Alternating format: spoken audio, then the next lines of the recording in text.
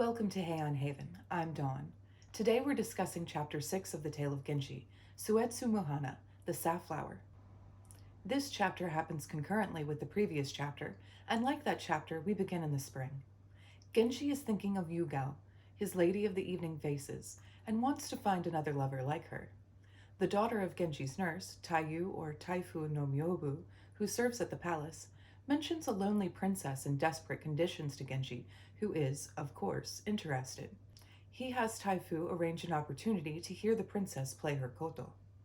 Secretly, or so he thought, Genji listens to the Princess Hitachi play a bit, but Taifu cuts the concert short, and as he leaves, is discovered in the garden by his brother-in-law, Tono Chujo, who had followed Genji and chastises him for going off on his own without a guard. The two set off together to Sanjo and have an impromptu concert on their flutes, joined by Seidaijin and female attendants on other instruments. Both Genji and Tono Chujo send courting letters to the princess, which she refuses to answer. Tono Chujo, a little jealous, asks Genji if he has received a response, and though his brother-in-law does not believe him, Genji truthfully answers that he has had no reply. Tono Chujo's interest in the princess spurs rivalry in Genji, who decides he will win her affection. Genji complains to Taifu about the princess's lack of response to his letters, but to no avail. Once again, after thinking of Yugao, his mind settles on Princess Hitachi, and he asks Taifu to arrange a meeting so that he may speak with the princess, even if it is without her permission. Toward the end of the 8th month, Taiyu sends a message to Genji, who easily sneaks into the dilapidated estate, and when he calls for her, she pressures the princess to receive him. Frustrated by her silence during their audience, Genji goes into her chamber. His morning after letter did not arrive until evening, and indicated he did not want to continue the affair. The princess sent a rare response. But Genji did not come that next night, though he did decide he was going to look after her, though he gave her no indication. In fact, Genji became so caught up in preparations for an event that he neglects her for weeks. In the autumn, he occasionally calls on the princess, but once Murasaki is at his Nijo villa, he neglects all of his ladies. In winter, Genji visits Princess Hitachi and manages to get a look at her, finding her to be quite unattractive, with a prominent red nose. Having gotten a good look at not only the princess, but her staff and estate, he sends presents of clothing and silks and begins to look after even tedious affairs for her. She sends him a letter and a box of shabby clothes for New Year, and he sends back to her lovely gowns and is pleasantly surprised by the improvements in her demeanor on his next visit. Back at Nijo with Murasaki, Genji wonders why he bothers with an unattractive princess when he has such a beauty to spend time with. Reading through the 5 translations for this chapter, I found myself increasingly irritated by Suematsu's omissions. I know this will get worse as we move on. There's not a lot of book left for the next 11 included chapters. I was also surprised. I liked Seidensticker's treatment quite a bit. He was refreshing after Suematsu and Waley, as he really managed to capture a delightful pacing in his sentence structure, so much so that his version is actually my favorite for this chapter. Shocking, I know. I still find Tyler's footnotes to be superior, and still don't quite know how I feel about Washburn rolling most of the information found in footnotes into the text. Something else that I'm not sure about with Washburn: modern word choices. He has Genji say, "That's the spirit," refers to Murasaki as adorable, and anachronistically has Tono Chujo say he's been left hanging by the princess. Some of his choices are odd enough that it pulls me out of the story. I do, however, really like his use of italics for internal monologue. One of Suematsu's omissions was the brief story within a story that we got concerning Nakatsukasa. After Tono Chujo and Genji arrive at Sanjo, they change back into court robes and play their flutes, joined by Sadaijin, who also orders female attendants to play music. Amongst these attendants is Nakatsukasa, a biwa virtuoso. Though she has turned away Tono Chujo's advances, it's come to light that she had an affair with Genji, and Aoi, and Tono Chujo's mother, has discovered this and is making her life miserable, so much so that she does not play and is considering leaving. Yet another woman with whom Genji has had an affair. In this little episode, we also have a small translation difference. Who was it that called for the female musicians? In Washburn and Tyler, it is Sadaijin who orders the skilled gentlewoman to play. Seidensticker has the ladies simply join in. Waley has Aoi send for her zithern and has her ladies play music. Suematsu specifically omits a major breach on Genji's part. He becomes frustrated during the first audience with the princess, and somehow opens a sliding door that Taiyu had locked and goes into the princess. He then waits until evening to send his morning after letter. Suematsu also leaves out the lines about Genji neglecting the princess and even the Rokujo lady after having absconded with Murasaki. There is another ambiguity in who does something. After Tono Chujo has surprised Genji, we learn that he had followed his brother-in-law out of curiosity and concern. But there is some difference in the description of one of the men being dressed in disguise or in shabby hunting clothes. Waley, Washburn, and Tyler have Tono Chujo as the person in disguise on an old nag or unfamiliar horse. But Seidensticker has this as Genji. In some ways this doesn't matter, specifically because we know that the men called for court robes to change into, meaning they were both wearing casual garments.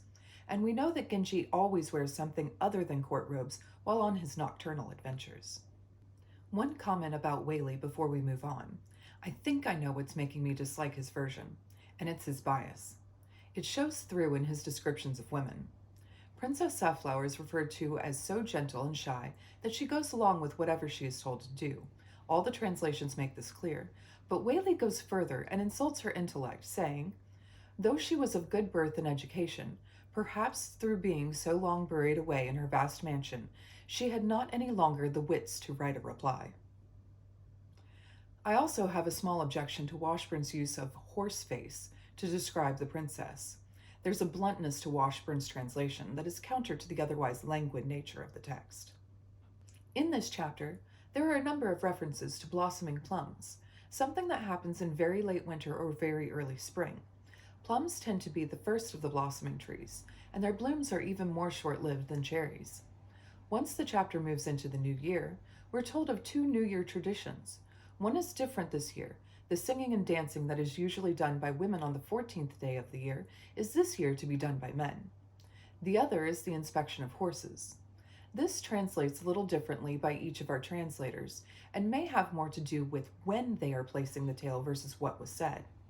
The inspection of the horses happens on the 7th day of the first month. In a footnote, Tyler informs the reader that the celebration was originally Chinese. 21 horses are brought to the emperor for inspection. Until the mid-10th century, the horses were blue roans, but by Murasaki Shikibu's time, they were white. Waley and Seidensticker use white, Tyler and Washburn blue. Suematsu only mentions a state festival. The new year brings about an exchange of gifts of clothing. Suetsumuhana sends Genji a box containing either one robe or two, depending on the translation. One of the robes is a court garment that is shabbily made, and the same color lines it as is on the outside. It should be different. Genji appreciates the gift for the effort, but not the execution, and does not like the color. He, in return, sends the same box back, with various robes in it for her in colors that were very fashionable. Our translators, of course, vary in what they describe a bit, but at least one of the robes was lined in yellow.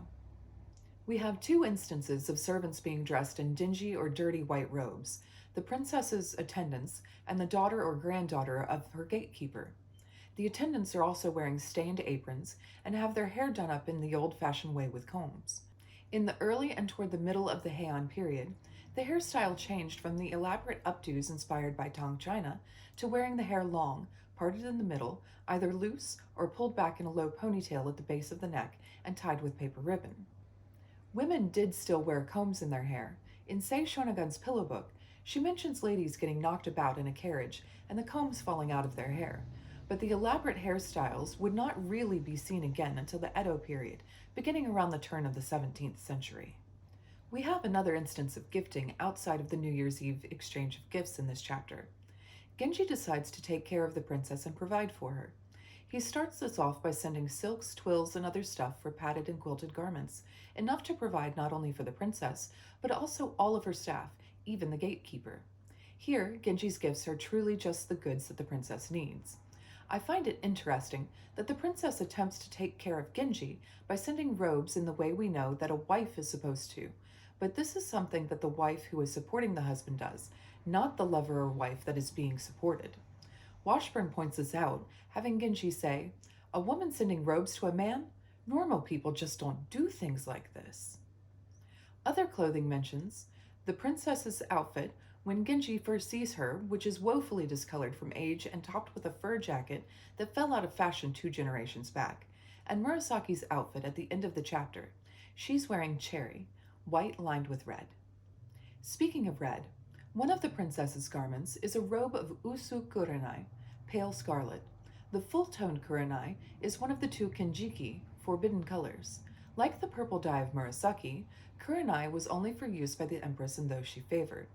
Also like Murasaki, kurenai is a very ephemeral dye. The use of these 2 dyes is a major instance of conspicuous consumption. This chapter gives us further evidence of Genji's fickle heart. While he's pursuing the young Murasaki and having an affair with Fujitsubo, not to mention the casual affairs he's having with attendants like Nakatsukasa, he's still, of course, seeing the lady of Rokujo and his wife, Aoi, and then he's also pursuing this princess. She is referred to as Princess Hitachi after her father's position of governor of Hitachi, and also called Suetsumuhana, or Safflower, in reference to the flower that yields a red dye, a somewhat mean moniker, as it is in reference to her red nose. A little tidbit, the word for flower, hana, is a homophone for nose. This makes her name all the more cruel. I can't help but feel sorry for this princess. I feel sorry for all of the women in Genji's life. What stood out for you in this chapter? Let me know in the comments. Thank you for watching. Join me next time for Chapter 7, Momiji Noga, Beneath the Autumn Leaves. Subscribe if you'd like to explore the Heian period of Japan with me through the tale of Genji.